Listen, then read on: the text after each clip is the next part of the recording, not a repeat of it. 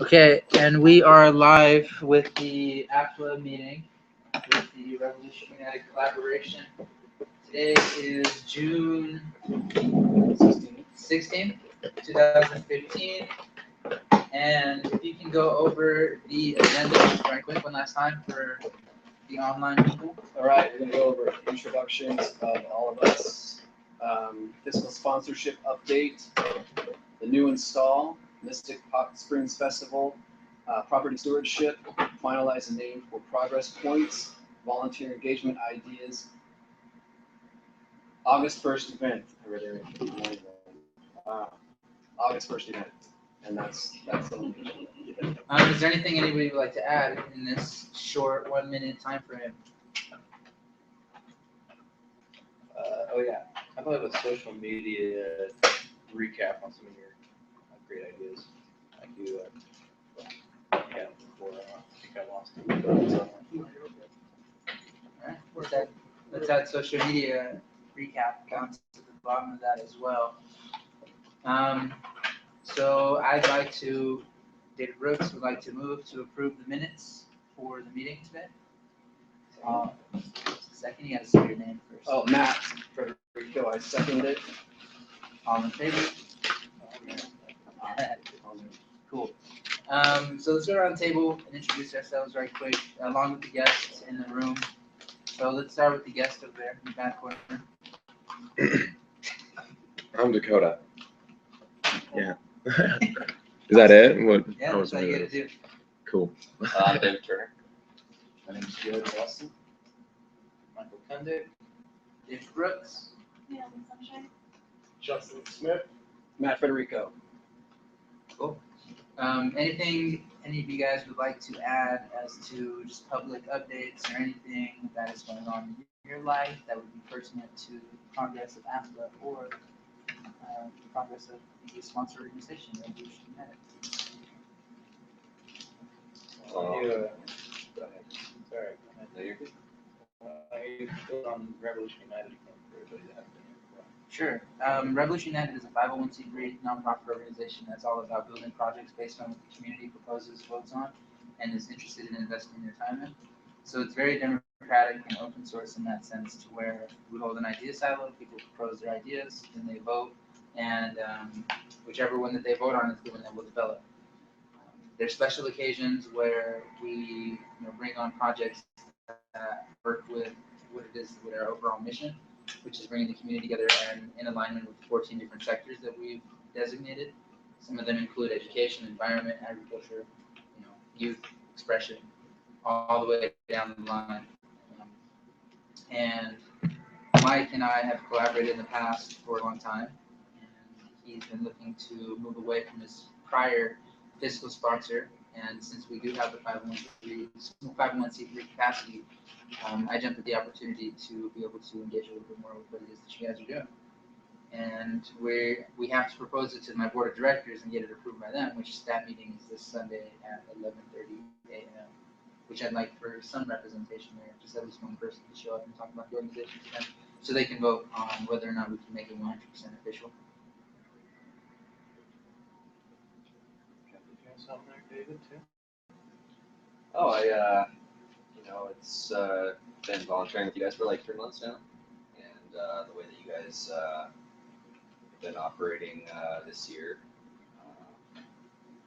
it's made a huge impact on my life.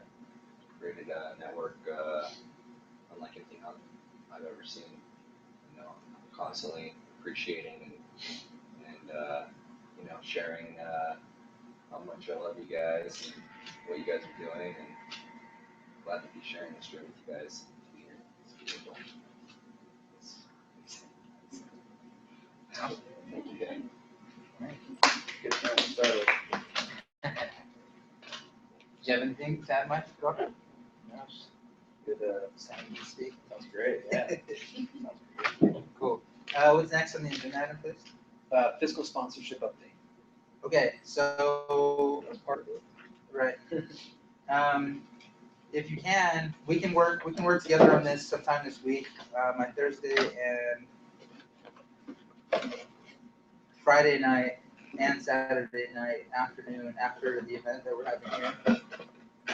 That should be something that should be added to that list as well, potentially the Saturday reskilling Alright. event. Yeah. We need to sit down and go over the fiscal sponsorship document so that we can hash out all the stuff. Unless you guys are doing it. I mean, it's pretty much just plug and place the elements if you need to change whatever sort of deadline or whatever sort of time frame, whatever sort of elements you do want to change, and then review it with me on over again. Sign off on it. Your time for clear Friday evening. Yeah. Cool. So Are you taking notes? Awesome. Would you put that in there? Yeah, I'd love to get together on that. but I'd like to have the overall document able to be signed on Sunday if it is a go ahead with the board of directors. That would be huge. Okay. So you have them all. Let's just pretty much going over them. It's also articles of incorporation, examples of articles of incorporations or bylaws, things that you can implement into your bylaws. Can we Those sorts of things. describe bylaws? So sure, the bylaws are how the organization operates, like the internal laws, the internal like pretty much regulations. For the Stuff you can get sued if you do something outside of your bylaws. yes. I don't think. Well, yes, they definitely help. They definitely help. But really, it's more of an internal document just to make sure everyone's on the same page. Like, oh, I missed 5 meetings in a row, I'm automatically off the board of directors, or something along the lines of that. Making sure that you adhere to the accounting regulations and talks about how the finances go through, all those types of things. Who's in your board of directors, how often you meet. So like that kind of, yeah. It's the legal jargon that protects the company from those involved, as well as stating along with the articles of incorporation what the business actually does. And so if you do something and someone says, this isn't necessarily in your bylaws, you have to be careful, like what events you're hosting, different things like that, based on what your bylaws say. So. I have a question. Do bylaws have to do with all of the company procedures, like all the way down to production? No, The actual- not necessarily. They can be as expansive or as refined as possible for the top part, for the top end administration. So they do or don't include it depending on something? And that's something is you guys decide if you want that to be included or not. It's usually the functionality of the business on the top end. So like, here are our board of directors, here's what they're going to do, here are the 3 people that are board of directors that can technically get paid through this organization, things like that. Here's how often the board of directors will meet. If, like you said, if the board of directors don't meet at these points or whatever it is on these days, then there's a possibility of them being removed from that. Bylaws also include, this is what we do, this is how we will raise funds. And so a lot of times if you go outside of that bracket of how you're going to raise funds, that's when you become subject to laws and stipulations by the state. Like, so it's one of those things where you try and, like you said, you try and get as broad and as specific as possible. So people know exactly what you do if they're looking at your bylaws, but at the same time, you don't cut yourself short if you need to go a little bit outside of that. Does that make sense? So like, how you raise money isn't necessarily it will be included in that, but not every specific way that you will raise money. But you're going to try and include as many things like, oh, we're going to raise it by a community garden. We're going to raise it by this, we're going to raise it by that. And those things are included. So that way you don't start saying, oh yeah, we're going to have the Church of Athla, but that doesn't necessarily fit under your bylaws. So the government will say, well, wait a minute, you're doing this now to raise money that's not necessarily in your bylaws. Does that make any sense? Is bylaws something that's for 501c3? No, Well, no, it's for all organizations, But all it's- businesses, all corporations. How would you LLCs potentially. recommend going about finding examples? I sent you all of our bylaws, all of our articles and incorporations. So pretty much you can just edit and modify all of it.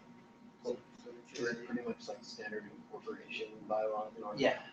There's a lot that you can Google search. You can find most bylaws, and then a lot of what we did when we did our bylaws, we looked up what others had done and then reformatted them for what we needed, and then had someone actually read through them and say, yeah, this makes sense, this doesn't make sense.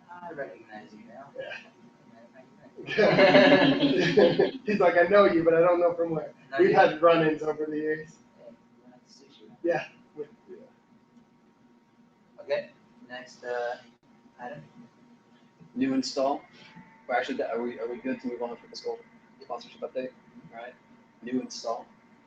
Okay, so kind of updating this was an exciting step for us that's also going to work, was this gentleman, Dan Dowell, up by the U, who wanted to have his front park strip transformed into a food forest where it's beautified, sort of proves property value, people can see where how food is grown, we can provide educational outlets there when we come and maintain it weekly, growing food, applying permaculture mindset where perennials, they're coming back every year and look beautiful. Anyways, it's a big project though, you know, you never know how much work it'll be, how much of donation is necessary to keep everything taken care of. I guess I just wanted to update people on it. Right now it's sitting in still to be done. We've got a pathway in there, and we've got everything sheet mulched and sod all renewed. But we need to get people out there to remove all the grass and some of the old pallets that are sitting on the street that need to leave so that it's not looking like an eyesore at all for them. We need to finish another section of sheet mulching and draining the soil. Tomorrow I'll be moving in a whole bunch of boulders, finish getting off one area of the garden bed. Basically, it's the kind of level where we would need some subcontractors, I believe, to come in and help finish some of the heavy labor that a volunteer would. We wouldn't want to give that experience to someone who's volunteering their time in general to go and have to do something like that. They would want them to go where they can learn about gardening, where they can really get social without getting, heat stroke and who knows how strong they are and anything else. Like this part of it, we got to think about where to go with that. So, What is your timeline that you gave the guy? he was very cool about wanting to just see what can be done. He's not expecting a specific timeline, but I just been updating to go along. This is what's coming up next. This is what next week's looking like. Yeah. So I want to get it done within 2.5 weeks because 3 of our crew that are doing a lot of the work are coming back in 2 weeks and are committed to finishing the pathways and things. Is the homeowner willing to put any money towards it, like renting machinery or anything, due to the fact that it's his property? Well, what we did is we took a donation, just a full donation for the cost of this. He wanted like 2 different ones. He did $12.50 at the beginning and then another $12.50 when we're done with it. And if you look, we'll go through receipts in a bit, but with everything, like the cost of travel and machinery and all that stuff too, it's like we're basically already out of the $12.50 initial fund, and there's still things we need before we can finish it and get that handled. So we'll have to do a little bit of scrapping, but that's the life of that. But yeah, it is his property, so he's going to take on that financial responsibility. But we also really need to show such a high level of professionalism and such a great example of what this kind of.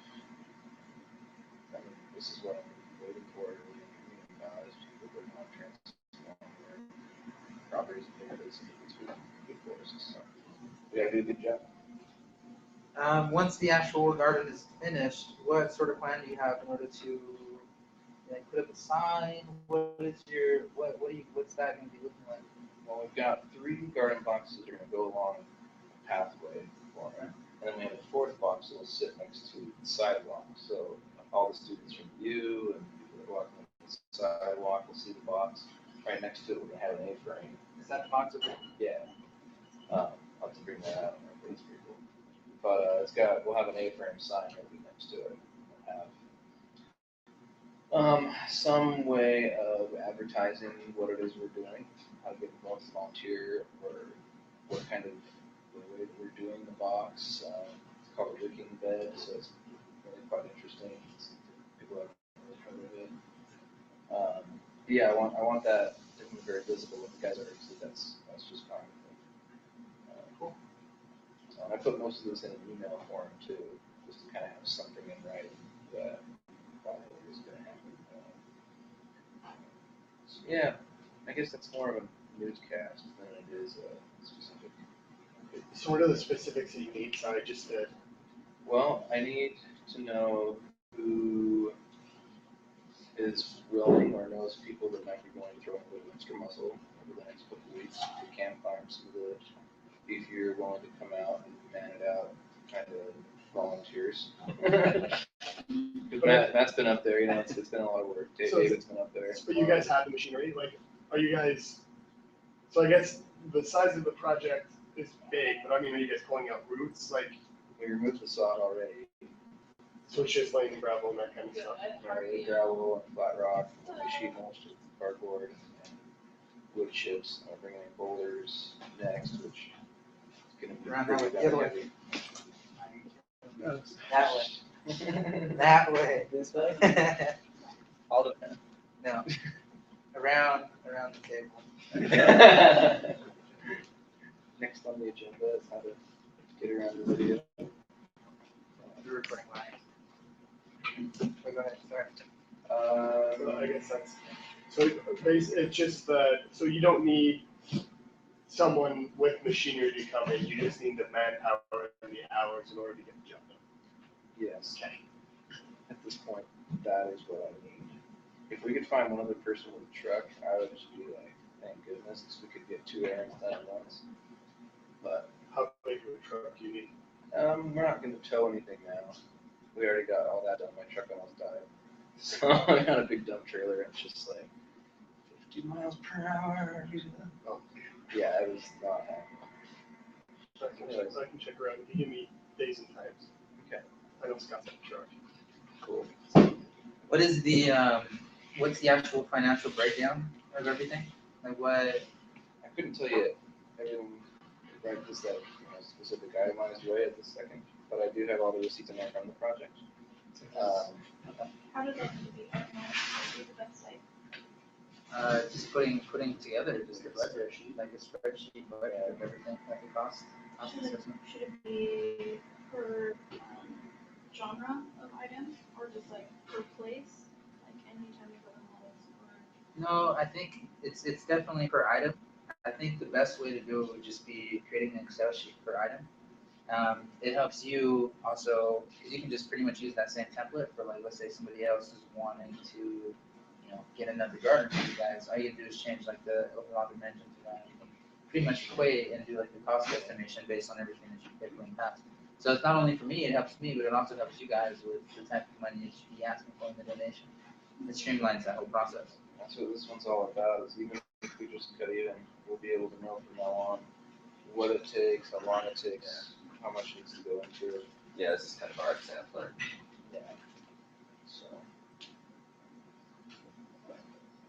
That one, I'm not sure how you want to do handwritten stuff, from one individual to another.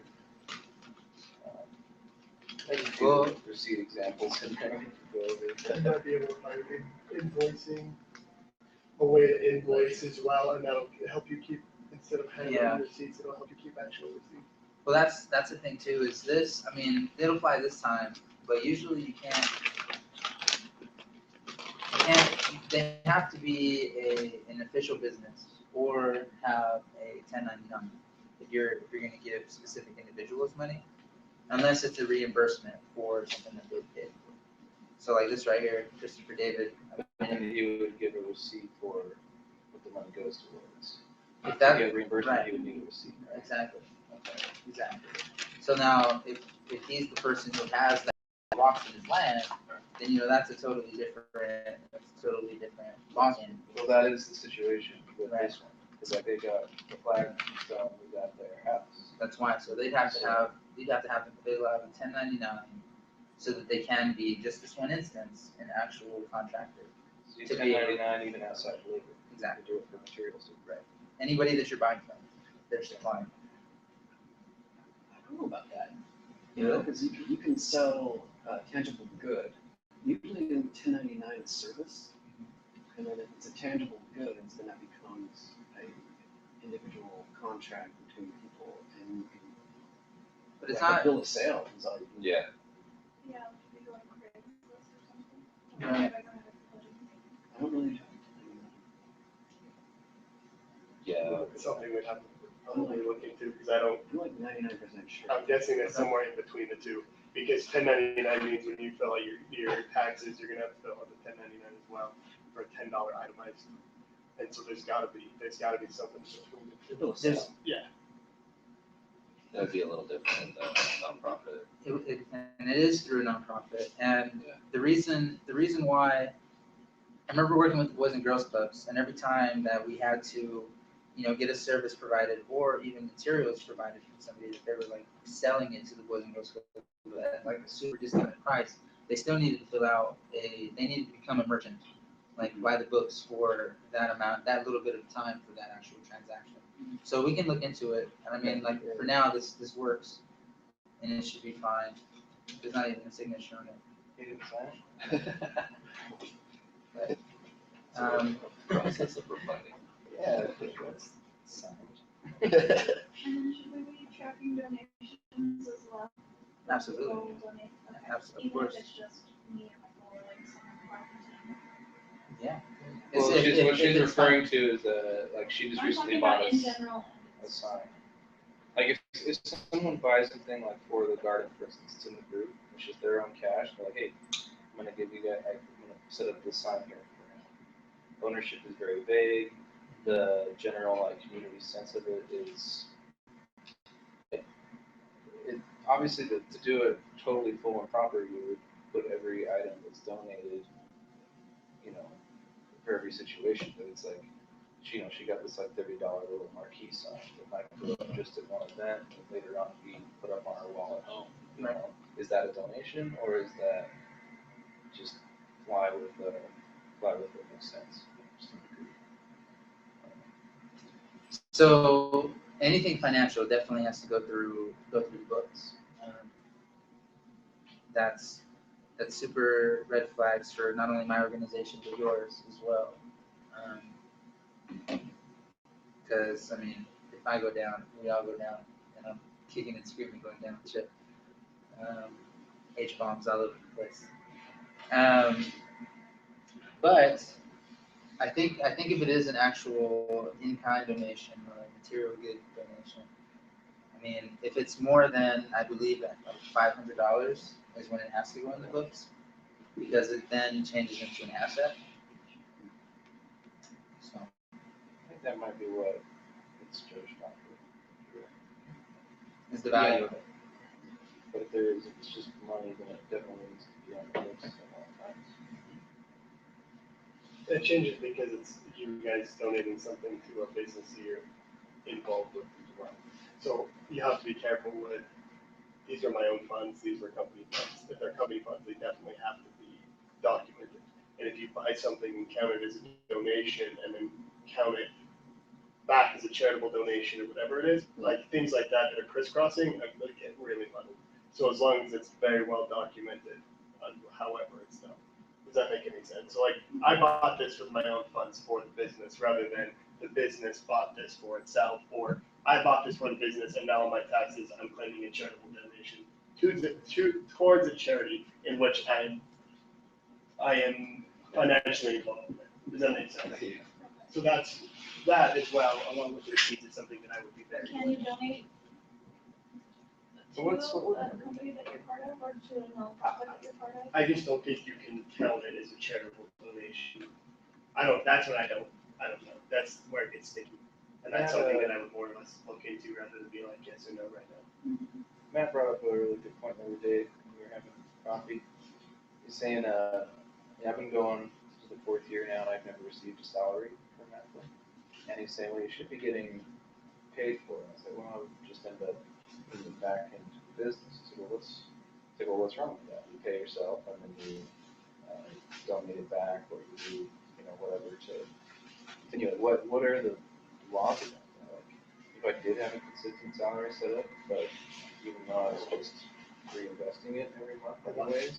So a lot of that goes in your bylaws. So in your bylaws, you can actually say leadership, which is usually only indicated by so many people. So this percentage goes back into the business, this percentage goes towards paying actual leadership. And that, once again, is going to be a lot of your bylaws, as well as our. But I would want it to be voluntary. If we were doing really good, all of a sudden I wouldn't feel obligated to reinvest in it. Most businesses that just start up don't pay themselves anything. I mean, so. But I mean, that gets more into bylaws, because I mean, you look at like Coney 2012, right? Where that guy was taking almost 80% off the top of everything that was donated. So I mean, you have to remain transparent, but that's part of what your bylaws say. That it's not, I feel like I should be able to pay myself this much because we have a margin, like influx of financial support. It's based on what our bylaws say. We split this percentage between these people that can actually get paid for it. And that is based off of these financials, which we have documented very well. And then you, Just administrative cost is written out. but then I would get a QuickBooks or something like that, where you can actually say, I'm paying myself as an employee of this company, and then that one is taxable. Or if you have a 1099, I'm contracting onto this company to pay my rent. You know, Can I then make a donation to an And that, organization? and that I don't know. You can. Yeah, that's. You can't, I would assume that you would be able to count it on your taxes. Well, you have to give more than $5,000, like $250 for it to count on your taxes anyway, Oh, okay. which is BS. Like if I were to unite all the nonprofits, that'd be something I try and fight for is volunteer time and however much dollar for dollar that you get that you donate to whatever nonprofit, you get that written off your taxes. You know, that's a good question though. Is volunteer time, is that something you can write off or something? No? It's gotta be a service that you actually do as your business. Like if you're a website developer and you have a company for that, or you're your own contractor, then you can write that off. Got it. But if it's something that the nonprofit is specifically asking for volunteers for, then it doesn't necessarily function that way. So if you could find an entire business that donate several hours Hello. of employee time, then they could write it off. I'm sure they'll learn that way. So what Come would around end up this happening is I would be making donations back, and I will be taxed on what I make property, I would look that up, which is I don't- fine. that's something that I'm not planning on, Sure. there's nothing to even have right now that would make me move on that, but I was just curious. You can come over here. You can grab that chair, put it on this side. Oh yeah, we have tax questions, and now Melanie shows up. She's Oh, we're gonna have to send you out taxes, we're gonna drag it over there. Now, bring the chair. I feel like I'm not communicating.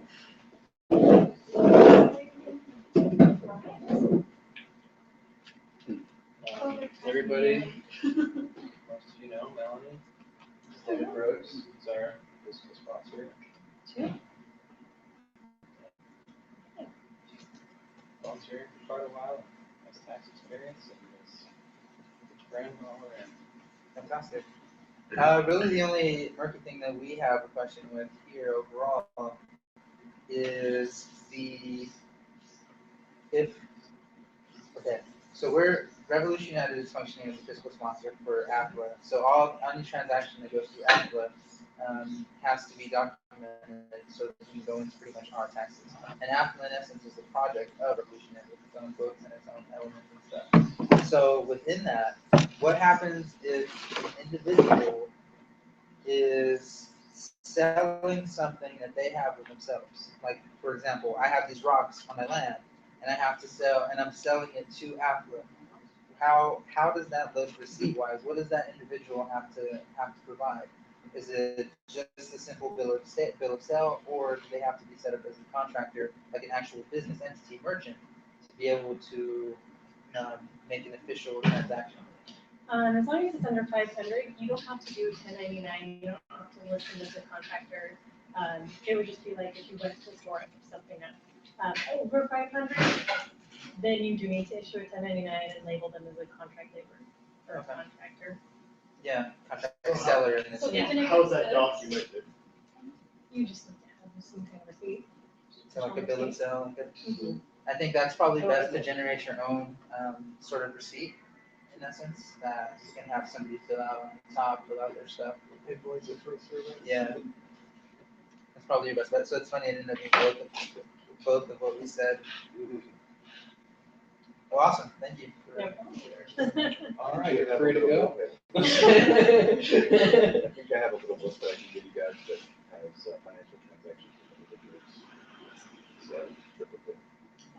Should probably send a little booklet like that, right? Yeah. Already exists. Yeah, there is, yes. Okay, what's next on the agenda? Next on the agenda, Mystic Hot Springs Festival, and that's down in Mystic Hot Springs. Hey, Riley? Hot Springs. Riley, can you close that door, please? So what I want to do is, my company, Cybertechnics, is going to sponsor a Revolution United / Apple booth facility thing there. And it kind of sparked this little bee in my bonnet type of a thing. And I thought, hey, it'd be really cool to convert my ticket over to a vending license, a vending permit, and go down there and bring some of the stuff that we've got here, like some of the art projects, and see if we can get people to actually buy things and take a certain amount of proceeds and divvy it out amongst all the NPOs, and everybody goes away happy. And I thought a little deeper, and I'm like, wait a minute, what we really need is we could actually take what you guys are doing here and actually sublimate some cool, like, medicine for the people type iconography on these little wood grids about this size and stuff. I believe in a good thing is coming. Whatever the little catchphrases are, stuff like that. Hotcakes. And just set up a little thing there, sell like 100-200 of them, and increase the right laugh like No, it's very possible. yeah, Yeah, it is do it. possible. It was your range, that was funny. 10 to 200. No, 1 to 200. I want to sell free. So I started to make phone calls, and I got a hold of NACO's attorneys, and I got the okay from them, and they said the next thing we need to do is contact Madison House and get a hold of Alicia Carlin. Like, all right, cool. What's Madison House? That's his Record label. manager. Yeah. A couple things that come to mind with this. No, go ahead, finish. All right, so I called him, they returned my call, and they did not. So I put them out, right? But everything looks positive in that sector. Don't want a percentage. Yeah, that's what I want to negotiate. That's what I Don't was. want a high percentage. That's fine.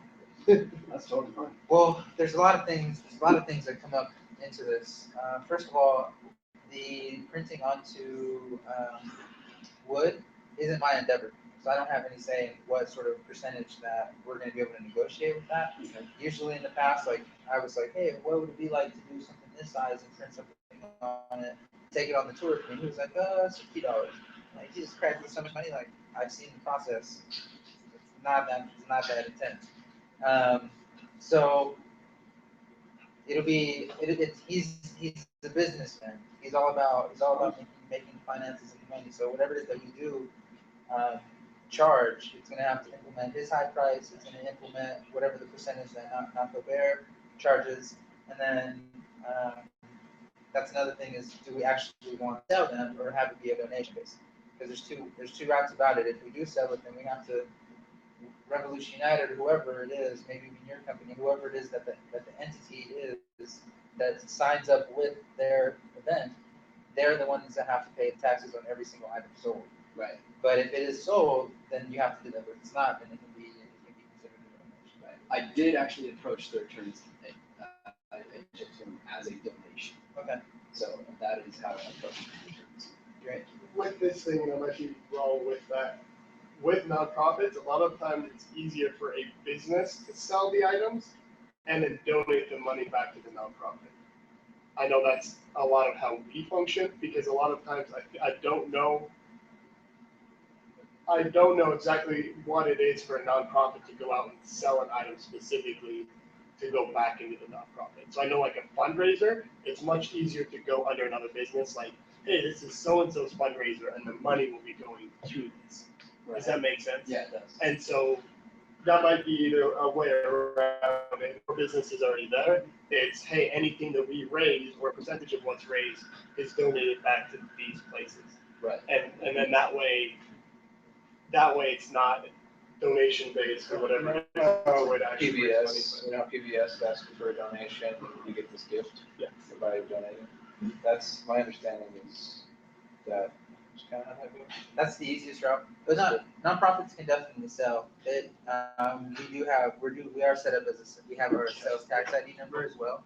Just because we do have screen printing capacity and Yeah. sometimes we sell shirts. And that helps you come. Yeah. Ooh, shirts. I would Yeah, try and do something as unique as possible. I mean, you can always talk to Travis Bone too with Virgil and print off posters for the whole Mystic, for the whole event. Or just not, sorry, maybe not for the whole event, but I mean, that's also another way to screen prints, or find someone that does something similar that can do it with your screen printer. So you're talking about the graphic. Yeah, it doesn't always have to be wood or even that complicated. It could also be things like skateboards. Yeah. I make skateboards. There you go. What? That's what you're looking for. See, this is what I wanted. I wanted to kind of That's what the introduction time is supposed to be, is you're supposed to What talk do you about what it is. I figured it was supposed to be what But we did. he started just like, oh, my name's David Webb. I don't know what your last name was, but then he was like, yeah, my name is this. It's one of those social experiments. Let's see if everyone just does what the other person does. Yeah. That's exactly what happened.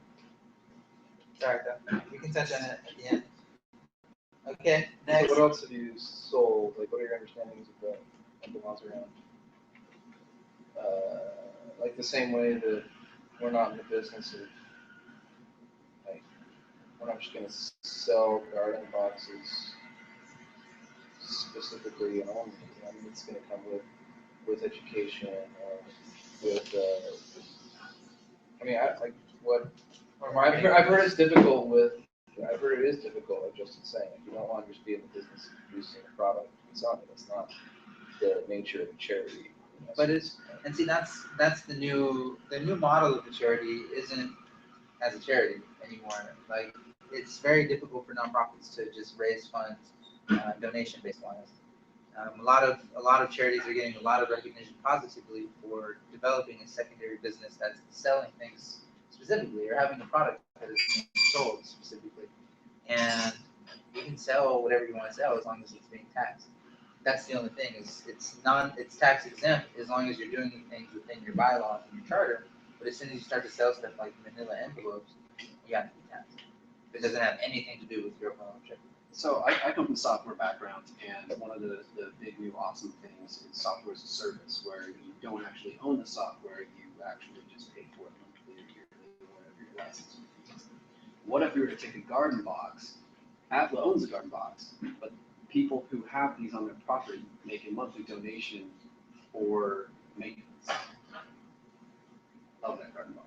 I think part of the joy of having a garden box is gardening. So I think there might be people like that, older people that want some kind of foliage in their yard but can't take care of it. That might work out. But like, I know my wife would buy a box and be like, no, I want this so I can garden at our house. You know, I've experienced, you know, the cool people like your wife who want that kind of thing. But more often than not, people just want a pretty front yard to show off to the neighbors. They don't want anything really to do with it. They just want it there. There's a growing demographic. I guess people have to hire people to take care of their yards and do lawn care all the Yeah. time, right? Yeah. That's a solid point. And gardens are, HOA fees. the reason we're here practically, and what I see is gardens are kind of the cool thing to do. Whether you want to garden yourself or not, if you want to be sport with garden. And that's kind of what our guy up in the U is kind of like. He doesn't really know much about it or know. But yeah, so anyways, I think there's all three. Yeah. That are out there. So developing product lines, Not a problem. Yeah. it'll be a focus. No, this is true. I want the garden boxes to be uniquely Atlas, something that when someone sees it, they know it's Atlas. So I don't know what to do if we have someone else who's building it and designing it, what we need to do to negotiate terms or have an agreement with them. So they're not selling the exact same product that we're doing just for now. Create a list. Well, I see what you're saying, so you're. Like I still wanna you're promote the like builder and promote the artist who's time and effort. an exclusivity type of. Yeah, but like, for people when they see it, they're like, oh yeah, that's the box. And have that association with what we do. I think that's a conversation for a later date, though, isn't it? Yeah, it's not on the agenda, but it does need to be addressed at some point. Yeah, who owns that, the rights to the It's, see, it's not, for me, it's using words like the rights to it, or It's also owning it public. as a patent or intellectual property, like it's gonna get too messy with something like a garden box. And it kind of, I feel like it kind of hurts the spirit a little bit of like the open source community. But the goal of this is to say, hey, you drive by and you see a property and you're like, oh, this is a movement, it's not just someone's garden box, I recognize that as an icon. So how do we create that, like Naomi was saying? Because you can't really open source like a brand identity. Like as Patrick Davis, his work is here more, but he's not open sourcing his ideas as an artist. Like I definitely understand the transparency and wanting that spirit, but to also just have something cool, unique. But I guess that's a question of, once you financially are ready to create on a mass scale or a bigger scale, do you want to save as much money as possible and go to an actual, like, company that does that, or do you want to continue to make them handmade by specific artists? And if you go to a factory that makes them, you're gonna be able to make them exactly how you want, and they will be made to order for Apple. As long as you take them open source, it's up to them. I mean, one person's gonna make a box different than another person. And there's a difference too, if someone that is a part of AFLA is wanting to do the work and compensated in whatever way, as opposed to an outside subcontractor, like Derek, who's stoked to do boxes for us this time around or once in a while, but he's also growing his own client base and his own repertoire. So if we finally get a builder who's like, okay, I'm gonna dedicate this type of box that has my style on it, then that'll go a long way for us to have the ability to use that. I just don't think that's happened yet. Well, definitely keep seeking. But you have resources. I mean, I have resources that you guys can utilize as well here too. So once you find that person, if they don't have tools. And we can look at what needs to be improved, but I'm also really, really happy with how this one's turned out. It's a great first step to get installed. Next item. Property stewardship. I brought that up to the agenda because, like, this meeting is hopefully showing to those that have been coming out a lot.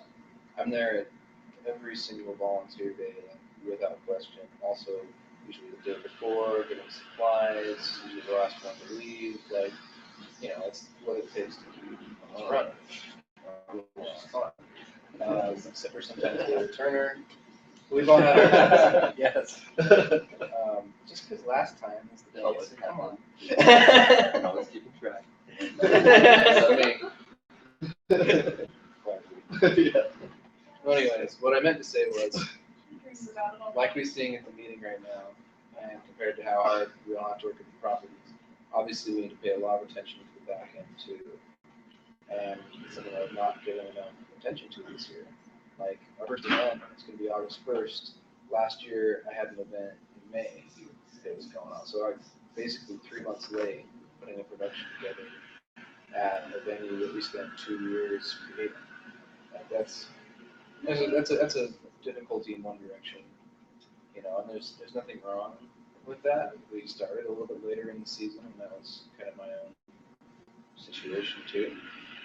And we've done a lot more production of food this year. Properties have exploded, which is really, really awesome. But I want to get to property stewardship.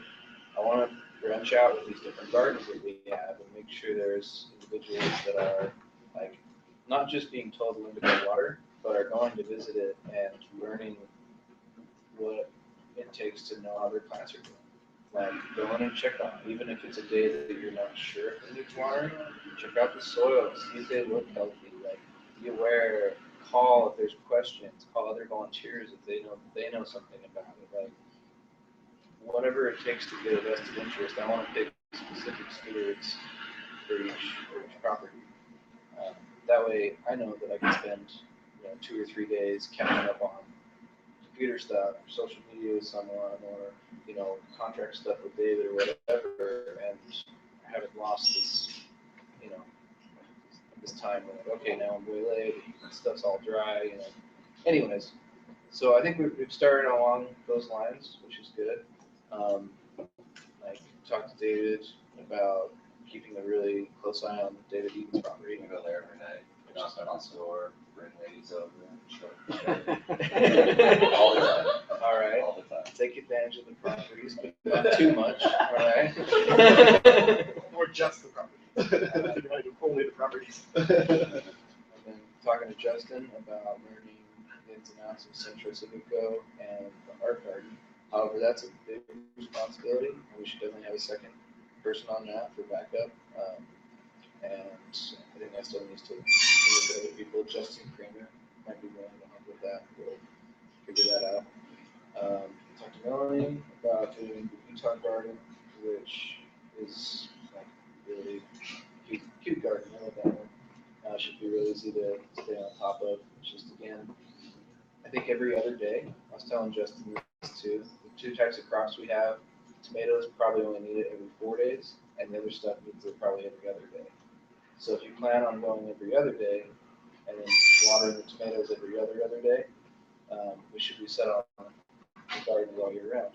And of course, pay attention to the water. If it rains the night before, you might bother going the next day. Is there a way to automate all of this? It's nature, requires some interaction, but there is some watering that we can set up to be automated. Or we can find something that ain't sprinkler system. But we don't want to do overhead sprinklers. We do want to do drip tape when possible. But like, there's a couple properties where it's just not a feasible option. It doesn't make much sense, and watering works a lot better.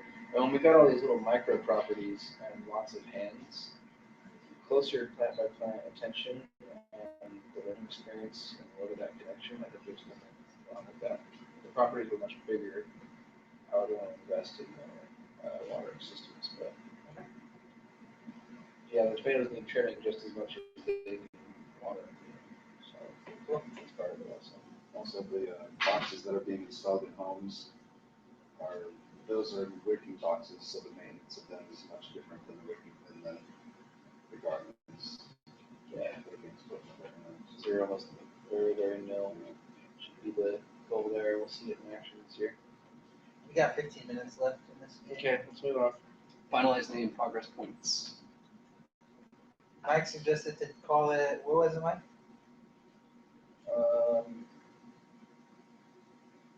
Community progress points? Okay. Was that what it was? So community, yeah, that is what it was. So community progress points, whatever it is that we do call this, we want to come up with a catchy name. It'll be pretty much a underlying web of volunteerism in exchange for discounts, free food, potentially, Food and baskets. food Oh, baskets. I'll think of it. And so, for example, you volunteer with another organization, they're part of the whatever points network that we decide to call it. Doesn't have to be called points either. It can be called something else. It can be called, Salt Lake Hats or whatever. Whatever you do volunteer-wise, you get a certain amount of points accredited to your name via text message. So it's not utilizing Wi-Fi. It's not smart enough. Or not smart enough. You don't have a smartphone.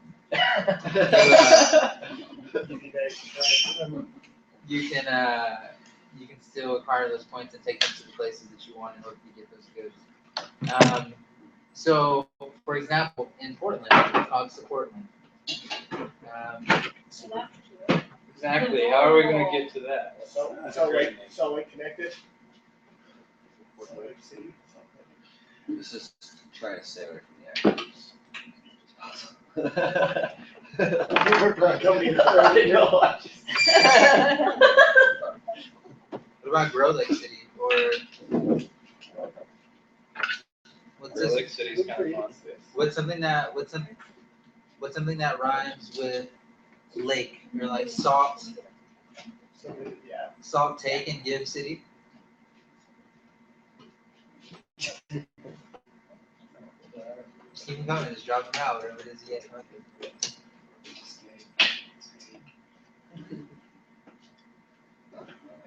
And that's not like, I already on there. Probably some kind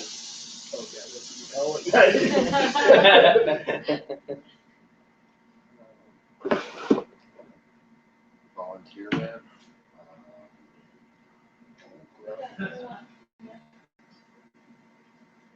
I like that. Everyone connect. What's the main tag here? Is turn your community service hours into local fun. Tangible goods. Yeah. But dude, that's what we're trying to connect people's minds to. I can go help out. I can get a tangible. My excuses for not being involved are very small. Yeah. Right? Social I security. think, well, I think naming it's important because, Like I group mean, on. the actual building of this, it's more or less a currency service for donation time. It's already built. So you're talking about naming it right now? Yeah, the whole back end is already there. All it is the graphic design and the name for it. And the one other aspect that I think is going to sell everyone on this is being able to individually track which organizations they volunteered for and for how long, in a way that the organization can also see. So it becomes a way for them to track their volunteers and their volunteer hours at the same time. Okay.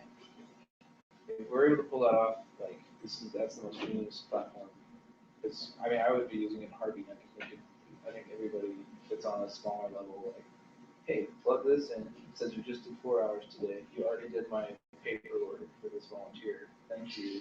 Progress points.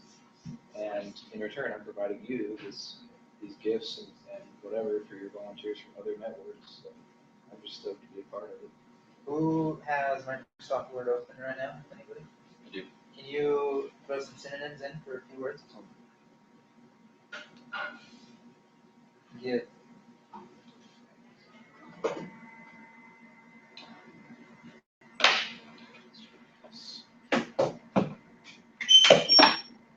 Give market. Salt of the earth. South what? Salt of the earth. Ooh. I mean, that's ideally you'd want to create something that sounds as awesome as Portland. Right. And Will we ever be as good as Portland? we want to be better than it. It's better. Utah has the biggest forest. Portland's so cliche. I don't like pretty that. awesome. I don't really like Portland. What about the Give Network for the Give market? I'm sorry. Like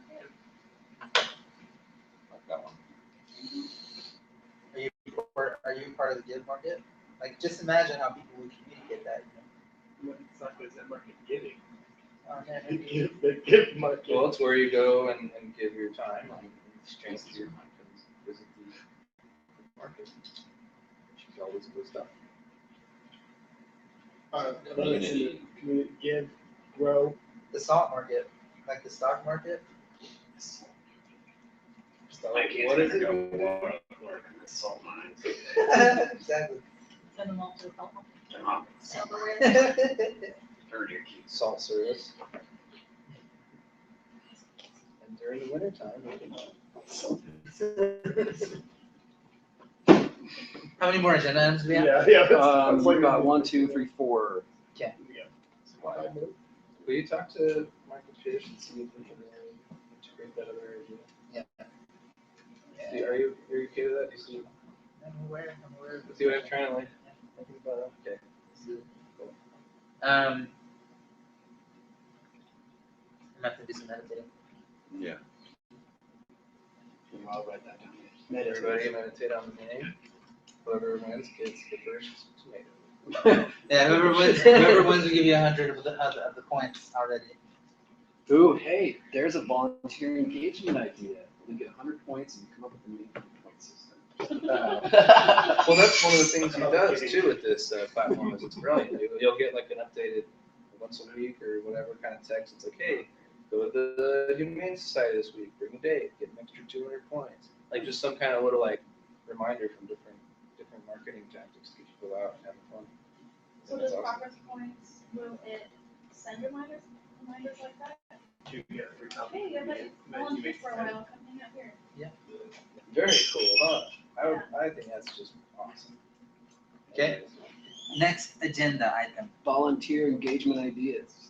That's precisely that. And there it And is. then once the summer hits, I'm thinking like, you know, working through the middle of the day with a whole bunch of people, it's gonna be a little more difficult. Plus all the like the major planting, the funnest parts of that, that's gonna start to go by the wayside. We wanna get things like flyering teams going on. We wanna get things like, having people learn how to find like leads on compost, like how to get coffee grounds. Going to college, you know, be the one that drives around and bring coffee grounds once a week. Okay. Grants. Grant writing. Yeah, or helping Yeah. with grants, sure. Much more important, grant writing. Yeah.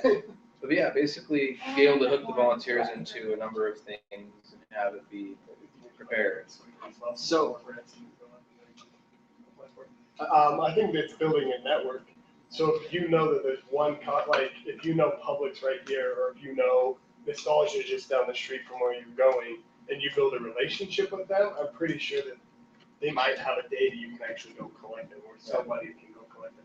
I think it's more networking in with the people that have what you need, or, you know, if there's, obviously, I know nothing about compost. Well, it's not that I can't do that myself.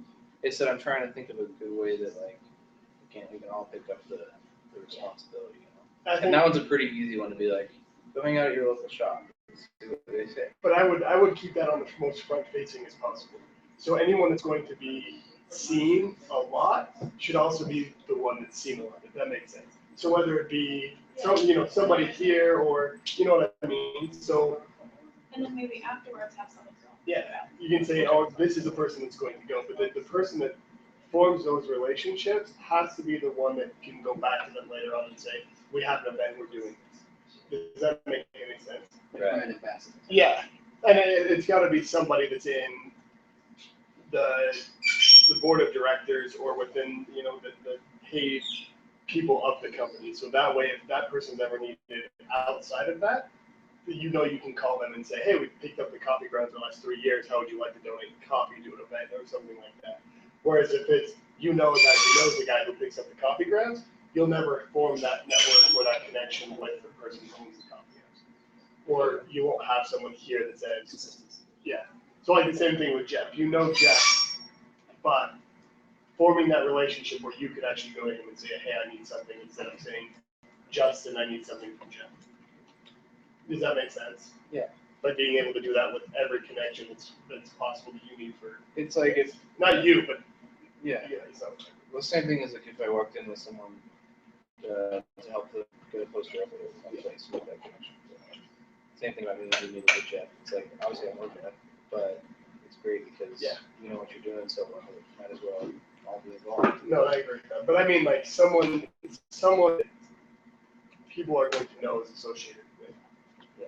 And that's all I mean. I don't mean like you have to go make all the connections yourself. I just mean like somebody that they say he is with Apple, and I know that well enough. It's not someone who would set my Apple into something. So anyway, that's all. Cool. Anyway, we just need a bunch of ideas, and maybe if we could all talk with that. Well, I want to go back to volunteer engagement ideas. How do we incent people to volunteer? Well, this progress point stuff is going to be a great way to do it. I think it's also educating. It is a new paradigm, so you're going to fall into people who aren't going to be too quick on the uptake. You know, the bell curve, people in the early adopter stage who don't understand exactly what it means. Plus, you're also going to have businesses in the early adopter stage who don't understand what it means either. I love the tech jargon. Huh? I love the tech jargon. Oh. When it's real, it's true. So if you've got, you know, I don't know, go to local coffee shop or something and say, hey, this is what we're doing. So you're gonna have to go back to brand ambassadorship and say, hey, you know, create a relationship with these people that this is what we're doing, this is what we're building. We want the community to rally around the system because we feel like that it's going to be something phenomenal, you know, sell to the second coming of Jesus Christ. And then here we have, a bunch of people going out, creating this momentum. And eventually you're gonna have people that are just gonna call you and wanna be a part of it. I So think, your brand ambassadorship is key. I think a lot of what it is just knowing when and where to be. And I think that a lot of what we used was Facebook, and Facebook is no longer the medium where you can reach everyone that you would like to. There's Facebook groups that you can, and that would be my first suggestion would be to create an Aqua Facebook group, because the groups, they get a notification, unless they turn them off, that someone has posted in that group. Then you moderate it that it's only, hey, this is the event that's gonna happen, and instead of 10% of the people that are involved in that are going to actually see it. And that would be one of the first ones I would do. And it kind of blows that everything changed, because creating this as a group to begin with might have sped up the process. But in the early stages of building an audience and those type of things, building a Facebook group off of the Facebook page is going to help a lot of people get notifications on when things are actually happening. Whereas Facebook, you posting something on your Facebook page saying there's a volunteer event isn't going to work anymore. We got a pretty healthy group. Incentive with progress point, community progress point things. That's what I want to sell on, really, is like, we've been keeping track of things loosely about who comes out a lot, and the idea of getting the baskets of food, which will happen, of course.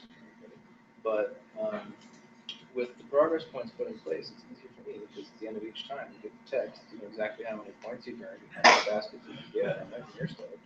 And then there's like examples of, hey, if I even help out once or twice this week, you get a little bit. I think incentivizing of just making Aqua Volunteer Days fun, as much fun as possible. I think music would be way more exciting and help me work and be more interactive. We have a good- Yeah, so empowered. Yes. I think there's two types of people that are, if they know they're gonna get some kind of fruit and vegetables from it, I think a lot of people would just show up on that alone. It's just hitting both demographics, and it's just getting in front of them. Hey, we're doing this, you could potentially get fruit and vegetables out of it, or you could actually just better your community, and I think you're gonna pull people. Because my wife As long and I as you don't bother either one. There's some people that are almost offended by incentivizing when you're doing charity. It's like, you're not a real I don't volunteer, need you your- get something out of it, Yeah. Maybe they just want a placard, like $100 or a high five. or a high five. You know? Not a bad idea. At the end of the year. We got 3 minutes, by the way. August 1st event. Well, that's a whole different. Yeah, Not a that- 3-minute discussion. Yeah, that's gonna take a long. No? Okay, social media recap. That is not a 3-minute That's gonna discussion. be No? Saturday Muskilling event, That's David? 3 minutes. Okay. 3 minutes? All right, look at that. What is Aqua intending to bring to the party? We need to have some kind of fun, fruits and veggies every time. No, there's this Saturday, they're teaching, having all these different like workshop areas for these different groups. They're teaching people, self-sustaining things like making candles and things of that nature. And we said we would do a general gardening workshop. We need to think of something fun to do. I think sea poncho is going well. Ground ponds is fun. That's what it is. But that is not a reskill, actually, in this case. Yeah, there's kids. Yeah.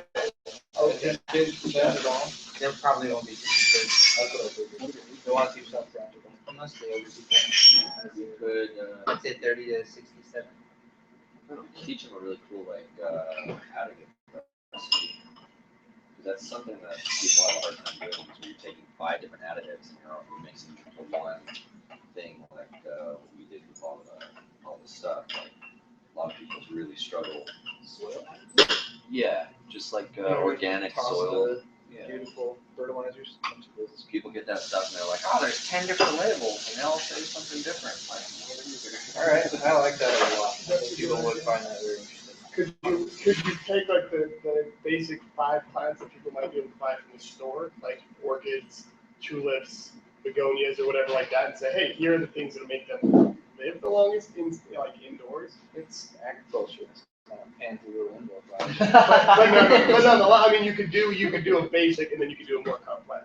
Because like, I know a lot of those people might, it's 30 to 67. A 67-year-old might not be able to get outside and actually garden, but they're gonna have flowers in their house. And like, I buy flowers for my wife, and she'll buy flowers, and they're dead within 2 weeks. And there's flowers that I can plant outside, and they would live forever. You know what I mean? I think, honestly, in this situation, it's a pretty small event. It's gonna be here, and just like real mellow, like high intelligence people. I really like David's suggestion. That's easy enough. No, Flowers. no, I'm not trying to say that. I mean, there are people that are already learning, wanting to learn these skills. What about like combining that with maybe, creating a planter pot or something that you can put flowers into, but you create the actual additives. Your hands can dump it in the pot. This is something too that I'm afraid we don't wanna like sink too much into. I don't know, like, it's like Well, you want to keep it as simple as possible, but get more complex for the people that need it. And that's what I'm thinking. Some people will be at a very low level, like me. I know nothing about planting anything. And then you have people like my wife who know a little bit more about it, or like my father who has a garden and would want something like, oh yeah, well, teach me something. You know what I mean? And I don't know, and that's the level that you're at. Like, most things that I've been to lately are very low level of education, and that's what, not like overall education on one specific. And so, you knowing as much as you do, obviously you're gonna be able to talk to all of the levels of people, but you have to have something prepared for, like, here's a very basic reskilling of something you might already have, and here's something way more complex for those people. Right. Does that make any sense? Yeah, just offering something to you, bring the people who are at the bottom levels of notch up, and the people who are at the top levels, they get to kind of either observe like what they already know.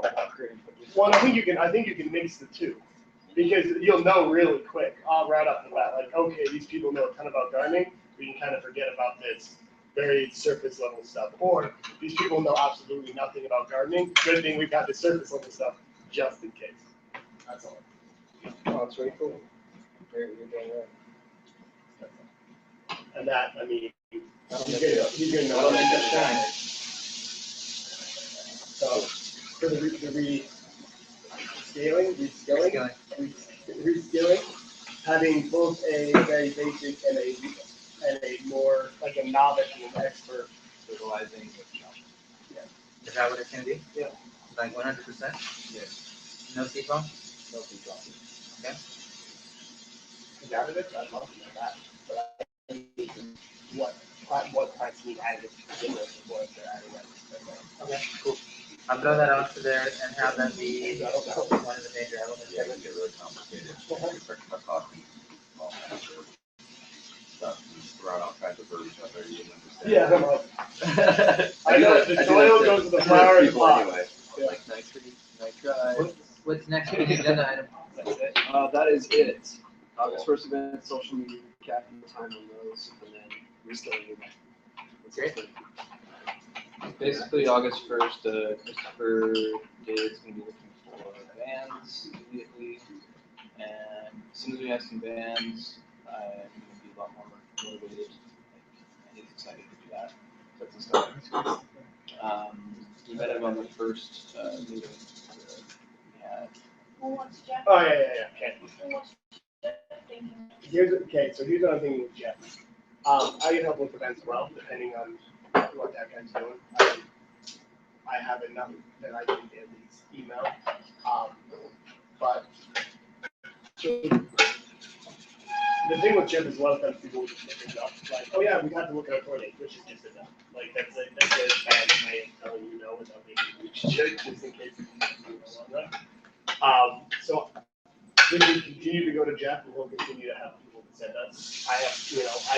It really depends on what the event is. So Chris, if it's somebody, and it's one type of music, we might want to plug that, or, you know what I mean? It depends on he's not gonna be available for another week, not getting married and whatnot, so But we you can said do the that bad through email. weather. We're good. I think whoever gets the first bigger headliner will determine the genre. And then the weird part about it is, I don't know how many people chose these guys actually, so I don't know what we can see. If they're awesome, they're awesome. I can talk to Isaac Russell, so if we can talk to Isaac Russell, we might be able to get him to talk to Josh. That's not guaranteed, I just know that I've got this information. Of course, that one would be. I'm sure Isaac was like, no matter what, he's a good guy. But yeah, that I can actually start helping with. And that'll. And they would go along with anything that you're sort of bringing to, anything acoustic. Yeah. Mellow, that, pretty much adaptable. Then, yeah. Alright. And then I would want to come up with like a gala evening entertainment. That's the question. So this is all extra stuff, on top of the actual agenda items, elements. In the meantime, I'd like to, because there is another meeting that starts at 7, and they're starting to walk in, I'd like to adjourn the meeting. So, my name, David Brooks. I'd like to move to adjourn the meeting. Anybody with a second? Matt Federico, I'll second it. All in favor? Aye. Awesome. Let me go ahead and turn off this Do motion. that every time. We are free.